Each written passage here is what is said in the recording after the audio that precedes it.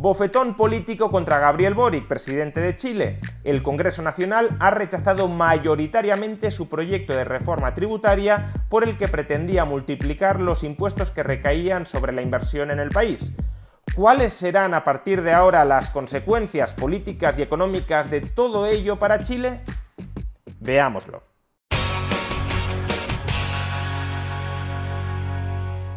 Durísimo revés político y económico contra el presidente de Chile, Gabriel Boric.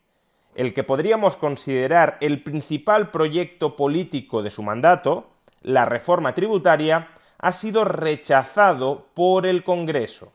La mayoría de diputados chilenos ha decidido finalmente tumbar la fortísima subida de impuestos que planteaba el gobierno de Gabriel Boric y más en particular su prestigioso ministro de Hacienda, Mario Marcel.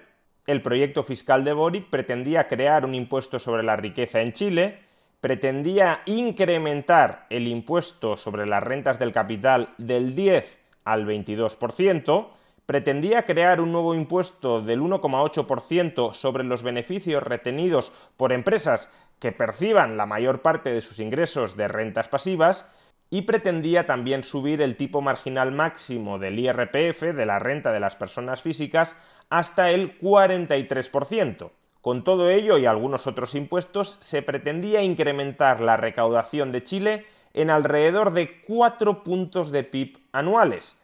Habida cuenta de que los ingresos fiscales actuales de Chile rondan el 20%, estábamos hablando de incrementar la presión fiscal en Chile en un 20%.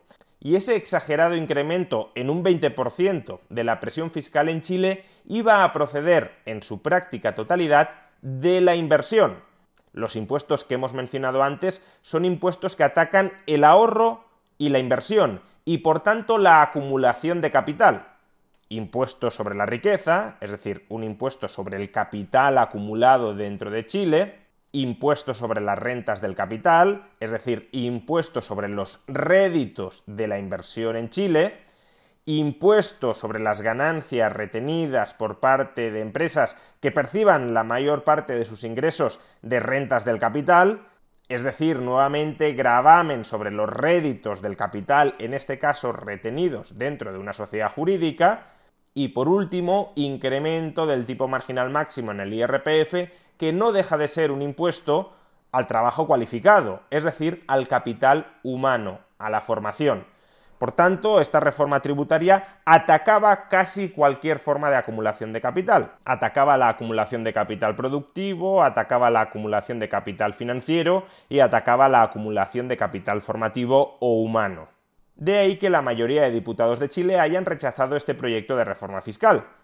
Y cuidado, el rechazo ha prosperado no solo porque los 71 diputados de la derecha se hayan opuesto en grupo y frontalmente a este proyecto de reforma fiscal, sino también porque 3 diputados de izquierdas se han abstenido. Si esos 3 diputados de izquierdas hubiesen votado a favor, este sangrante proyecto de reforma fiscal habría salido adelante. Imagínense ustedes cómo ha de ser este proyecto de reforma fiscal para que 3 diputados de izquierdas, alineados por lo general con el gobierno de Boric, se abstengan para tumbarlo. ¿Y por qué esta derrota parlamentaria de Boric supone un golpe político y económico tan duro para su gobierno? Pues por varias razones. En primer lugar, porque todo el programa electoral e ideológico de Boric se estructura a través del incremento del tamaño del Estado. Boric aspira a incrementar de manera muy sustancial el tamaño del Estado chileno hasta ir aproximándolo al tamaño de los Estados europeos, porque cree que para alcanzar los niveles de bienestar de Europa hay que emular el Estado europeo, cuando eso es evidentemente erróneo. El bienestar de los europeos no depende de su estado de bienestar, depende de su nivel de renta per cápita. Por tanto, de lo que se tendría que preocupar Chile es de potenciar el crecimiento de su renta per cápita, no de importar modelos de Estado extranjeros que pueden frenar el crecimiento de esa renta per cápita y, por tanto, la expansión del bienestar de los chilenos. El llamado estado de bienestar, para el único que de manera cierta, segura, indubitada, genera bienestar, es para el propio Estado y para toda la casta política y burocrática que se genera dentro y alrededor de él. Pues bien, sin esta reforma tributaria va a ser muy complicado que Boric consiga incrementar el tamaño del Estado, es decir, que pueda financiar todos aquellos programas de gasto público con los que persuadió a muchos chilenos para que le votaran y lo convirtieran en presidente. Es decir, que en buena medida su programa electoral se convierte sin esta reforma tributaria en papel mojado. Y sí, uno podría pensar que Boric seguirá adelante con sus programas de gasto público aun cuando esta reforma tributaria no haya prosperado. Es bien sabido que un Estado puede gastar más o porque ingrese más o porque se endeude más.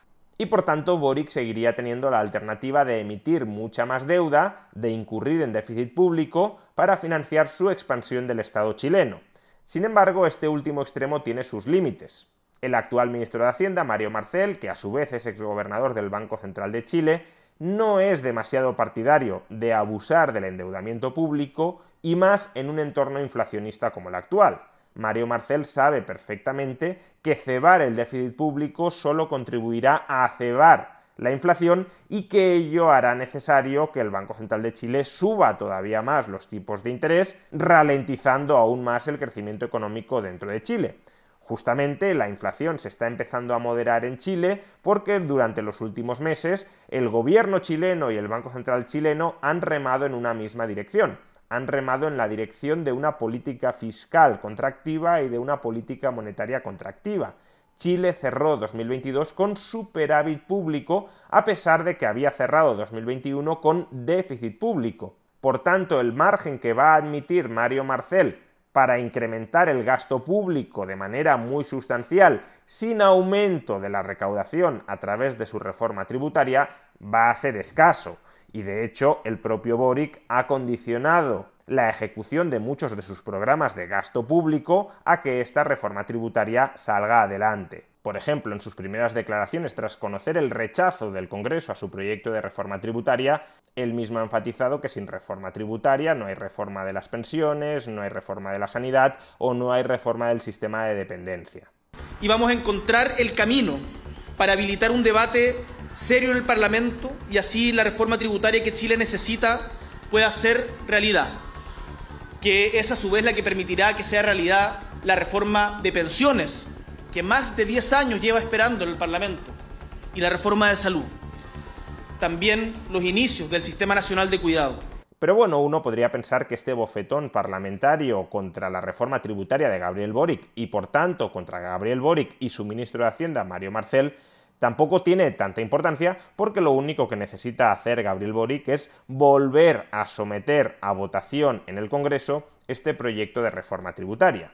Y esta vez sí presionar a esos 3 diputados de la izquierda para que voten a favor y por tanto para que consigan sacar adelante este proyecto de reforma fiscal. Sin embargo, hay un problema, y es que la Constitución chilena prohíbe que un proyecto de ley fracasado se vuelva a someter a votación en el Congreso antes de un año. Por tanto, el bofetón del legislativo contra Boric supone enterrar durante al menos un año la reforma fiscal en Chile y por tanto también todo el despliegue de programas de gasto público que Boric había subordinado a aprobar esta reforma fiscal. Y ojalá dentro de un año el Congreso vuelva a rechazarla. Boric ha definido este bofetón parlamentario a su proyecto de reforma tributaria como un golpe a la esperanza. La votación de hoy podrá ser un golpe a la esperanza, pero sin embargo Chile sabe recuperarse de estas pequeñeces. Pero más bien se trata de un golpe de esperanza contra todos aquellos que ambicionan a multiplicar el tamaño del Estado chileno a una costa de la libertad y de la prosperidad de sus ciudadanos.